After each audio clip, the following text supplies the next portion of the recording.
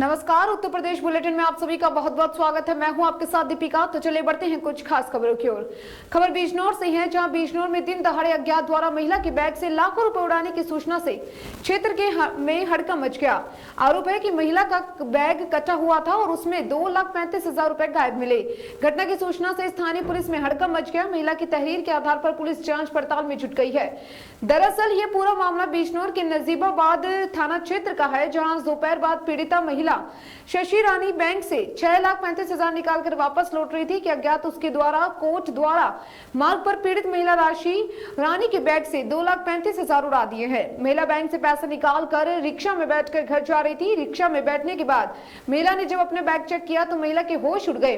महिला द्वारा बैंक से 6,35,000 रुपए निकाले गए थे। जब महिला ने बैग चेक किया तो बैग में सिर्फ 2,35,000 रुपए गायब मिले और बैग कटा हुआ मिला, जिसको देखकर महिला के होश उड़ गए। पीड़ित महिला ने घटना की सूचना पुलिस को दी है, जिसके बाद पुलिस ने महिला की तहरीर के आधार पर अज्ञात उचक्कों की तलाश शुरू कर दी है।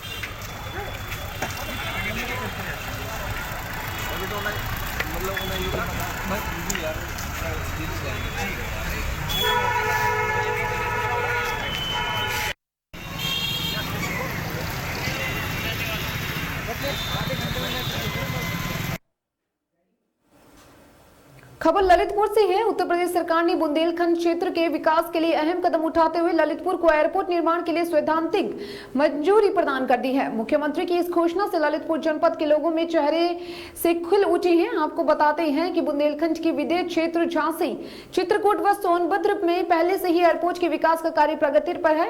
आपको बता दें कि ललितपुर में द्वितीय विश्व युद्ध के दौरान हवाई पट्टी का निर्माण किया गया था, हालांकि तब इसका इस्तेमाल नहीं हुआ था। अब उत्तर प्रदेश सरकार ललितपुर जिले में बल्क ड्रग पार्क की स्थापना की योजना बना रही है। साथ ही डिफेंस कॉरिडोर का निर्माण भी बुंदेलखंड क्षेत्र में होना है। ऐसे में यूपी सरकार ने ललितपुर के हवाई पट्टी क्षेत्र को एयरपोर्ट के रूप से विकसित करने का फैसला लिया है, जिससे बुंदेलखंड क्षेत्र में विकास को बड़ा फायदा मिलेगा।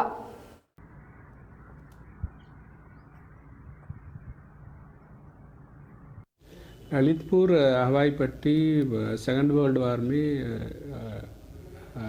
डिफेंस ने उसका लैंड एक्वायर करके हवाई पट्टी बनाया। उसी के बाद बहुत दिनों से ऐसे उसका उपयोग में नहीं था। बाद में राज्य सरकार का प्रयास में अभी इसका जिला प्रशासन ने इसका सर्वे वगैरह किया। उसी के आधार पर उसका प्रस्ताव यहाँ से जिला प्रशासन से उसका लखनऊ गया। वहाँ राज्य सरकार ने उसका सैद्धांतिक रूप में अनुमोदन अभी दिया। उसी में लगभग 60 हेक्टर हम अतिरिक्त रूप में अधिग्रहण कर रहे। साथ ही इसी पे 3 फेज में काम होना है। फेज 1 में उनका ATR 72 एयरक्राफ्ट इसी पे लैंड हो सकता है। बाद में इसी पे पूर्ण रूप में हम डेवलप करेंगे। सो उसी में ये 320 एयरबस तक हम यहाँ चला सकते हैं। पूरा ललितपुर तीनों तरफ मध्य प्रदेश के साथ जुड़ा हुआ है।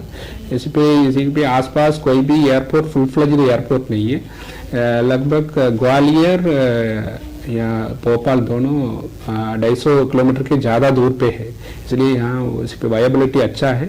एयरपोर्ट डेवलप होने के बाद यहाँ बुंदेलखंड क्षेत्र का पूरा लोगों को अच्छा तरीके उपयोग होगा। साथ ही बल्क ट्रक पार्क वगैरह नया बल्क ट्रक पार्क वगैरह आ रहे हैं, उसका भी इसीलिए बहुत विकास होने पे।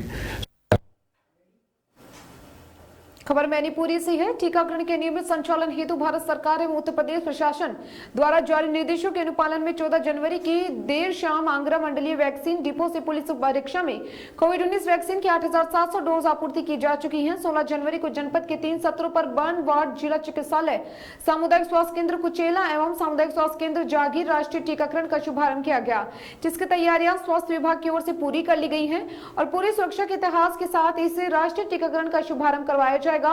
वैक्सीन जनपद के कोल्ड चेन में पहुंच चुकी है। इस कोरोना वैश्विक महामारी की रोकथाम हेतु कोल्ड में वैक्सीन रखे जाने के समय वैक्सीन वाहन के आने पर वैक्सीन वाहन पर पुष्प वर्षा भी की गई थी। वहीं टीकाकरण के शुभारंभ को लेकर मुख्य चिकित्सा अधिकारी ने क्या कुछ बताया है, जरा आप भी सुनिए।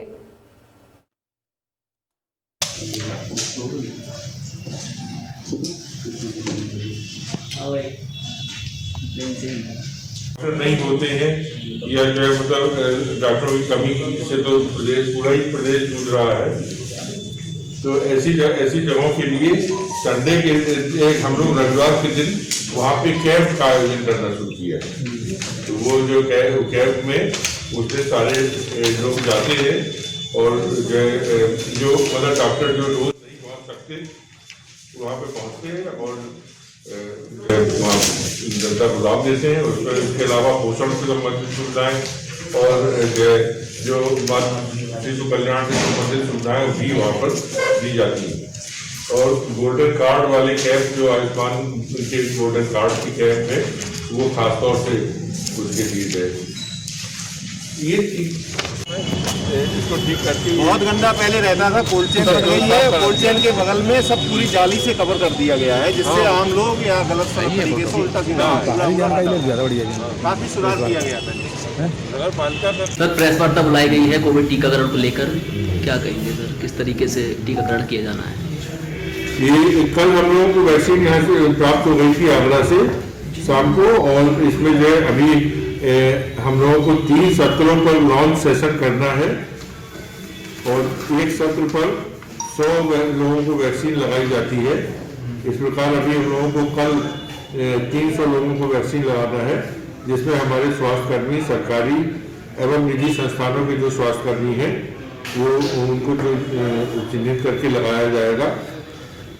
और इसका लॉन्च कार्यक्रम भी दिखाया जाएगा जो दिल्ली से कनेक्ट करके हमारे प्रधानमंत्री जी इसका लॉन्च कार्यक्रम करेंगे। किस किस जगह पर सर ये कल लगेगी? कल ये जिला चिकित्सालय के ऊपर एक सत्र लगेगा, एक जागीर सीएचसी पर और एक कुचैला सीएचसी पर सत्र लगेगी।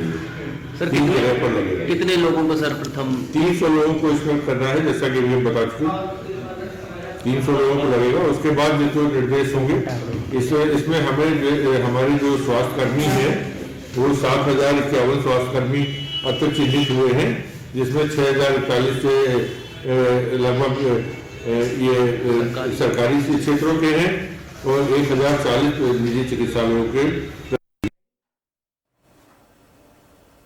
जनपद एटा के सदर तहसील परिसर में गहेतु पंचायत की आपत्तियों का निस्तारण कर रहे बीएलओ के ऊपर मौजूदा ग्राम प्रधान के पुत्र व उसके अन्य साथियों ने गाली गलौज करते हुए मारपीट कर दी, जिसके बाद बीएलओ बस्ते में रखे सरकारी दस्तावेजों को भी अभियुक्तों ने फाड़ दिया। आपको बता देते हैं कि पूरा मामला थाना कोतवाली नगर के सदर तहसील परिसर गहेतु पंचायत का है, जहाँ संग्रह अमीन बीएलओ नवल किशोर आपत्तियों का निस्तारण करते हुए वहां पहुंचे, जहां मौजूद प्रधान पुत्र ब्रजेश व उसके अन्य साथियों ने नवल किशोर पर हमला बोल दिया, जिसके बाद अभियुक्तों ने सरकारी दस्तावेजों को भी फाड़ दिया है। पीड़ित बीएलओ ने घटना की सूचना पुलिस को नामजद अभियुक्तों के खिलाफ दिए हैं।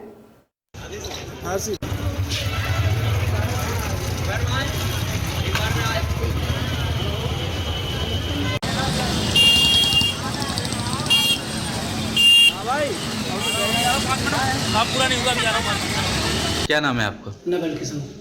किस पद पर हैं आप? संग्रह में। क्या घटना हुई आपके साथ? बीएलओ का काम मुझे सौंपा गया था जी। तो ये मैंने जी अब लास्ट में जांच करने के लिए आया था, तो घर घर जाके जांच करके मैंने काम बढ़िया किया जी। और शायद उसे गलत लगा हो, इस वजह से थैला छीट रहा हूँ जी। तो क्या मारपीट भी देखा तो कुछ नहीं, अगर देख दो तब तो कहते हो जब मैं ये काम मैंने गलत किया। मारपीट भी की आपके साथ? हाँ, तो मारपीट भी की। कहाँ पर? यही हमारे कलेक्शन ऑफिस के बराबर, आरके ऑफिस के बराबर। किस गाँव के बोर्ड बना रहे थे आप? गहेतु। गहेतु कहाँ पर था? नदौली कला। तो कागज फागज भी फाड़े आपके? जी, कागज फाड़े हैं साहब जी।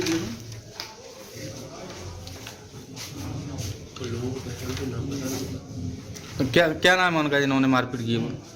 ब्रजेश कुमार और ब्रजेश कुमार है, उसके एक को तो हम जानते हैं और करीब 10-15 लोग उसके साथ भी थे। अच्छा। हाँ। ब्रजेश कौन है?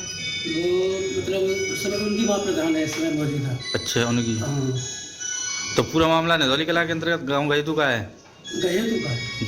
मुझे गहेतु पंचायत में इनका काम ग्राम पंचायत का रूप पर है और जो क्षेत्र है गहेतु के नाम से। पूर्व मुख्यमंत्री अखिलेश यादव की पत्नी पूर्व सांसद कन्नौज डिंपल यादव का जन्म दिवस राजवीर सिंह यादव जिला अध्यक्ष समाजवादी पार्टी औरैया ने लगभग 2000 करीब पुरुष महिलाओं को कंबल बांटकर एवं केक काटकर खिचड़ी भोज कराया। पूर्व सांसद डिंपल यादव का भव्य तरीके से अपने गांव जड़कड़ू दीबियापुर में जन्मदिन मनाया है। यहां पर मुख्य अतिथि राजपाल सिंह कश्यप, प्रदेश अध्यक्ष पिछड़ा वर्ग उत्तर प्रदेश एवं महेश आर्य, पूर्व सभापति पम्मी जैन, MLC राम बख्श वर्मा, पूर्व राज्यसभा सांसद एवं प्रदीप यादव, पूर्व विधायक सांसद विनोद यादव कक्का, पूर्व विधायक राज्य मंत्री राम नरेश यादव, पूर्व ब्लॉक एरबा कटरा इंद्रपाल सिंह पाल, पूर्व विधायक श्याम बाबू, ब्लॉक प्रमुख सहार रचना सिंह, पूर्व सदस्य जिला पंचायत ओम प्रकाश ओझा, सर्वेश गौतम, महेश कठेरिया, धर्मेंद्र यादव जिला अध्यक्ष, पूती यादव जिला सचिव, वीरेंद्र राजपूत, राजेश यादव, तिलक यादव, ओके चौधरी, शिव कुमार, गौतम एडवोकेट आदि समाजवादी पार्टी के लोगों ने पूर्व सांसद डिंपल यादव का जन्म दिवस बड़े ही धूमधाम से मनाया है। एवं औरैया जिले के पत्रकारों का धर्मेंद्र यादव युवजन सभा जिला अध्यक्ष ने शोल उड़ाकर सम्मान किया।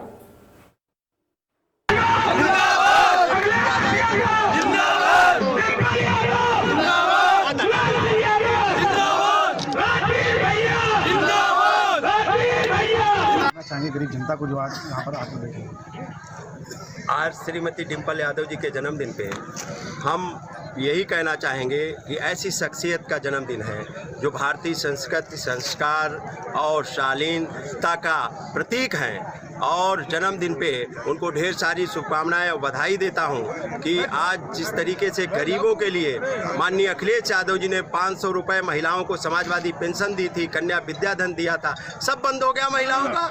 और ये आज जन्मदिन महिला सशक्तिकरण के रूप में श्रीमती डिंपल यादव जी का हमारी पार्टी के सभी नेता कार्यकर्ता मिलकर प्रेजेंट टाइम की सरकार की जो पुलिस विभाग है तो समाजवादी पार्टी के कार्यकर्ताओं पर जुर्म ढा रही, इसके विषय में क्या कहेंगे आप? ये अंग्रेजों से भी बदतर सरकार आ गई है। अघोषित इमरजेंसी है और इमरजेंसी के समय में भी समाजवादियों ने ही लड़ा था और अब भी समाजवादी लड़ेंगे और इस सरकार को हटाएंगे, बेदखल करेंगे। अंग्रेजों की भी हुकूमत से बदतर हुकूमत आ गई है और अघोषित इमरजेंसी के लिए इसको हटाने का काम माननीय अखिलेश यादव जी के नेतृत्व में 2022 में होगा। अभी फिलहाल में ही जो बिम्बा का पक्कीकरण का जो निर्माण कार्य चल रहा था, एक जगह यहाँ पास में बराऊ पड़ता है, वहाँ पर करीब 200 बीघा जमीन किसानों की बर्बाद हो गई और आज दिन तक कोई अधिकारी वहाँ पहुँचा तक नहीं उनकी जमीन को देखने के लिए खेती। अरे इनको बीजेपी वालों खेती किसानी से क्या मतलब? ये तो लूट रहे हैं, खेती किसान को भी लूट रहे हैं। ये तो उद्योगपतियों को खेती बेचे दे रहे हैं, किसानों को गुलाम बनाने के लिए। और एक ईस्ट इंडिया कंपनी आई थी जिसने देश को गुलाम बना दी थी। ये कंपनियां ले आके इस देश को गुलाम बनाना चाहते हैं। धान कृषि केंद्र जो बनाए गए थे वहाँ पर सिर्फ एजेंडों की ईंधन खरीदी गई है। ये बीजेपी के सब दलालों का खरीदा जा रहा। गाँव किसान का किसका खरीदा गया? किसान तो बेचारा आज भी ट्रालियों में खड़ा है, उसका तो 800-900 रुपए में, 1000 रुपए में बिका है। कमीशन खोरी बीजेपी के समय में चरम सीमा पे है। किसान से प्यार के नाम से ही धनवाई की गई, किसानों से प्यार जुड़ाने के लिए धनवाई की गई। अरे पराली जलाई। अब किसानों पे जिस तरीके का उत्पीड़न, ये तो किसान विरोधी लोग हैं। ये किसानों को तो आतंकवादी बता रहे हैं, तो उनको कहा किसान हितैषी हो जाएंगे? टुकड़े टुकड़े गैंग बता रहे हैं। किस तरीके से कितने लोग मर चुके, कितने लोग मर चुके। ये बेरहम और बेदर्द सरकार है। इस हुकूमत को अलीगढ़ के टप्पल में घने कोहरे के कारण यमुना एक्सप्रेसवे पर भीषण सड़क हादसा हो गया है। हादसे में कई वाहन क्षतिग्रस्त हो गए हैं। वाहनों के ज्यादा टकराने से कई वाहनों में आग लगी। घायलों को गौतम बुद्ध नगर के कैलाश अस्पताल व ग्रेटर नोएडा के कैलाश अस्पताल पहुंचाया जा रहा है।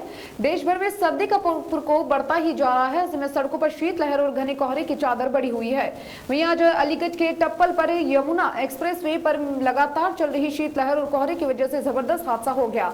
हादसे होते ही एक्सप्रेसवे पे चीख पुकार मचने लगी और यातायात बाधित हो गया। वहीं इस हादसे में कई वाहन क्षतिग्रस्त हो गए और कुछ वाहनों में आग लग गई, जिन्हें वहां काफी मशक्कत के बाद सुरक्षित निकाल लिया और सभी घायलों को कैलाश हॉस्पिटल व गौतम बुद्ध नगर अस्पताल में भर्ती करवाया है।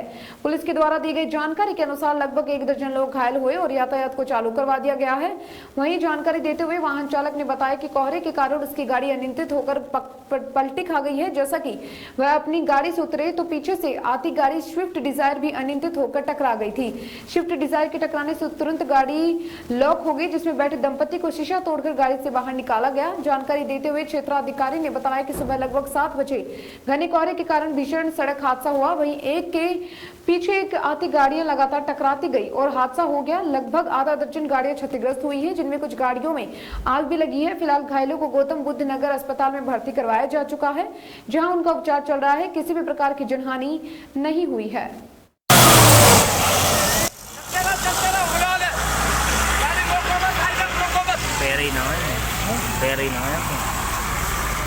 चलते रहो, रोको मत, चलते रहो। ऑटो पे यार ले रहे, चल भाई चल, चलता रहे, चलता रहे। हाँ गाड़ी आ गई, चलो गाड़ी आ गई, गाड़ी आ गई। दूसरे बाद बनाइए, फिर जल दबा।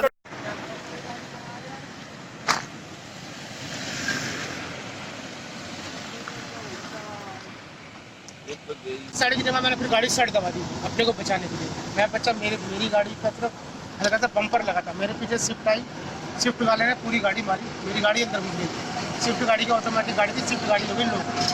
मैं इसकी गाड़ी मेरे पास डंडा पड़ा था, मैंने गाड़ी में शीशे में डंडा मारा तो दोनों बंदों को बाहर निकाला। उसके पीछे वरना वाला है, वरना अंदर घुसे चला। सर आज जो हादसा हुआ है सर, इसमें क्या क्या हुआ सर? आज दिनांक 16 जनवरी को सुबह लगभग प्रातः 7:30 से 8 के बीच में कोहरा अधिक होने के कारण आपस में गाड़ियों का एक्सीडेंट हो गया और इन एक्सीडेंट में लगभग 5 से 6 गाड़ियाँ आपस में कोलाइड हुई हैं और किसी प्रकार की कोई कैजुअल्टी नहीं है। जो लोग घायल हैं उनको अस्पताल ले आके इलाज कराया जा रहा है और आवश्यक कानूनी कार्रवाई की जा रही है। बिजनौर के चांदपुर में अंसारी इलेक्ट्रॉनिक का शुभारंभ नईम अहमद मंडल मुरादाबाद प्रभारी राष्ट्रीय अंसारी एकता संगठन द्वारा फीता काट कर किया गया। इस अवसर पर मंडल मुरादाबाद प्रभारी नईम अंसारी ने संगठन को मजबूत करने और एकजुटता बनाए रखने पर जोर दिया है और कार्यक्रम में राष्ट्रीय अंसारी एकता संगठन के बहुत से पदाधिकारी और कार्यकर्ता मौजूद रहे।